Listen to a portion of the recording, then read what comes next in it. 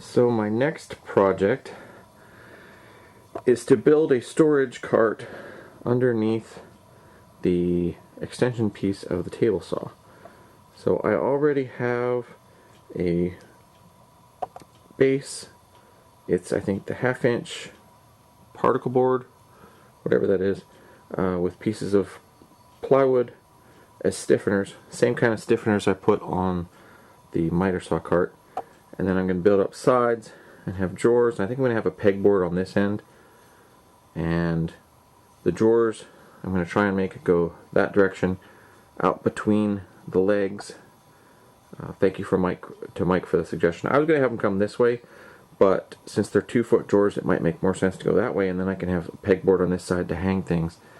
And I'm not 100% sure what I'm going to put on the other side yet. It's either going to be a set of shelves or just a slot for storage to slide things in going this way. But that's the next project. So hopefully today I got a bunch of the scrap wood and other various plywoods and things out that I have sitting around. So next is to try and put this together and see what I can get to work.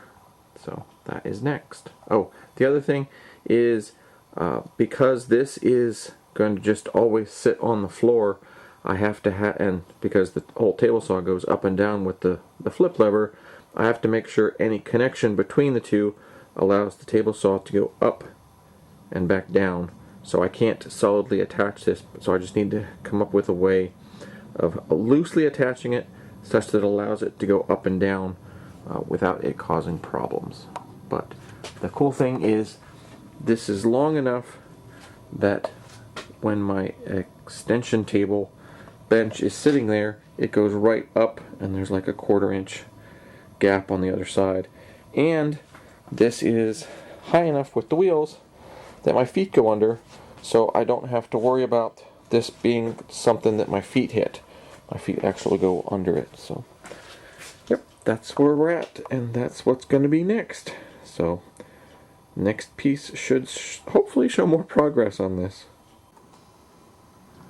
Made more progress on the stand, or the cabinet. There are now 3 drawers, and there's a pegboard on the other side. I'm not sure yet what I'm going to do on this side. I'm either going to put a shelf or a slide-in spot for jigs. So that part's not done. But these are done. I ended up using leftover handles from our kitchen, and these aren't the best drawer slides. They're the white ones from Home Depot versus the nice ball bearing slides, so these just run on wheels. But they'll hold 100 pounds, and it binds up a little bit, but you know, that's what happens. Unlike oh, come on, you went in before. Unlike the cabinets for the living room, if this one binds, yeah, well, you know. Oh, I know why. This one's supposed to be on the bottom, not the middle. That's part of the problem. They're the same width, but this one has a thinner section, so this one was set up for the bottom. That's part of the issue, I think. At least I'll check that in a minute. But yeah, I got the... On this side I have pegboard, so that way I can hang some of the tools and things, and that'll be nice. And I can still get in and do my angle. So far I haven't used the angle, but I can still get in there and spin the handle for the angle. I got like a 1/4 inch gap between the end of the handle and the cabinet. And I think, I'm not sure and I haven't tested it, but I think this should fit under here. So let me see if it actually does.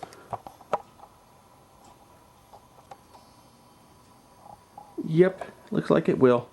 So I'm not sure. I might be able to get that up and in. Nope. It's about 1/2 inch too tight to go in there. But that should be enough as long as I make a actual trough so that if I bump it, it doesn't move and jog everything crazy. I think that will work. That'll at least get it down off the table for times when I want to do wider pieces. The one piece I have not done yet is attached it to the actual saw frame with something that will allow it to go up and down. Right now it's just sitting there free, but the cabinet actually comes out past the legs.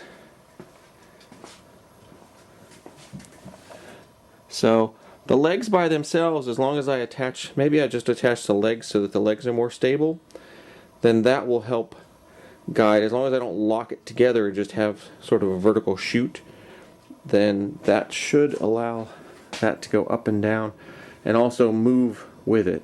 There's no locking wheels under there. It's just free spinning wheels, and they spin fairly easily. So as long as it will lift up and move, I think that's going to work. But in any case, that was the project for this weekend, and I think it worked pretty well. As I said, I may have to tweak the drawers some, but it's a garage project. It's not like the one in the house where I had to get it perfect. As long as the drawers open and close, it doesn't really matter a whole lot. So, yep. Oh, and there's a 1/4 inch gap between the outfeed table and the new cabinet, so that way the saw can go the whole way up against and sit down. This actually sits with a piece of wood on top of, so this is attached to the saw. This is the outfeed table, or flip top, big flip top table that I use as an outfeed table. So this lets, that way if I push down on this top, it's pushing immediately right onto here. So as soon as it lets the saw down, it's there perfect. And this is just slightly higher, so it works great.